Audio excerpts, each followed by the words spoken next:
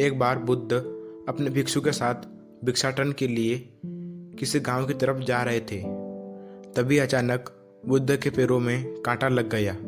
कांटा बुद्ध को चुभते ही रक्त की धारा निकलने लगी।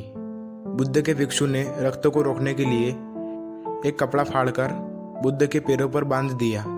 इस घटना को कुछ लोग देख रहे थे जो कि बुद्ध से ईर्ष्या करते थे।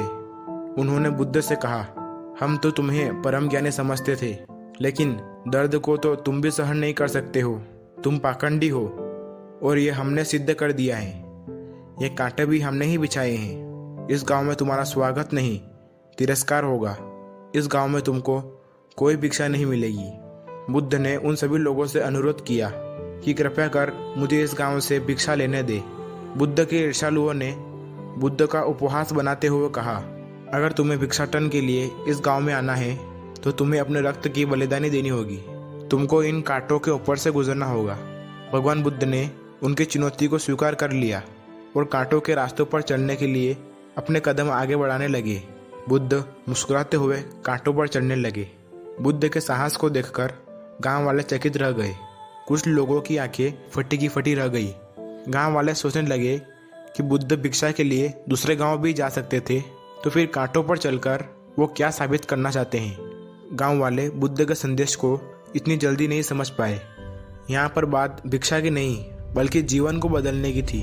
गांव वालों की भीड़ में एक सुमित नाम का लड़का था जो बुद्ध पर हो रहे अत्याचार को देख रहा था।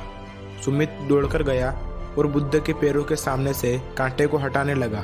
बुद्ध के ईर्ष्यालु सुमित को रोकने लगे और गांव से दाना पानी न देने की धमकी देने लगे। सुमित ने किसी की नहीं सुनी और कांटों को हटाते हुए बोला, हे भगवान, आप इन मुट्ठी भर लोगों के लिए अपने आप को कष्ट मत दीजिए। आप गांव में प्रवेश कीजिए।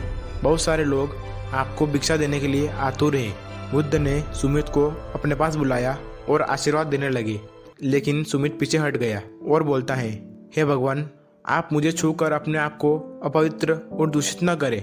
महात्मा बुद्ध ने कहा, तुम अपने आप को दूषित क्यों कहते हो? स्पर्श करने से कोई दूषित नहीं होता। मनुष्य तो लोभ, लालच, घृणा, ईर्ष्या से दूषित होता है। तुम्हारे अंदर तो प्रेम भरा हुआ है। तुम दूसरों का सुख चाहते हो। तुम तो पवित्र हो। बुद्ध के वचन सुनकर कुछ लोग बोले, तुम अपने आप को बड़े ज्ञानी कहते हो। तुमको जाति का तो कोई ज्ञान ही नहीं है। तुम तो पाखंडी हो। बुद्ध मुस्कुराए और बोले, मानव से मानव की मानवता छीनना पाखंडी की निशानी है। मुझे पाखंडी बोलकर यदि आपको संतोष मिलता है तो मेरे लिए दुख का कोई विषय ही नहीं है। कुछ लोग बुद्ध की इस बात से सहमत नहीं हुए और उन पर भड़कते हुए बोले, परंतु यह तो धर्मशास्त्र है, फिर यह पाखंड कैसे हुआ?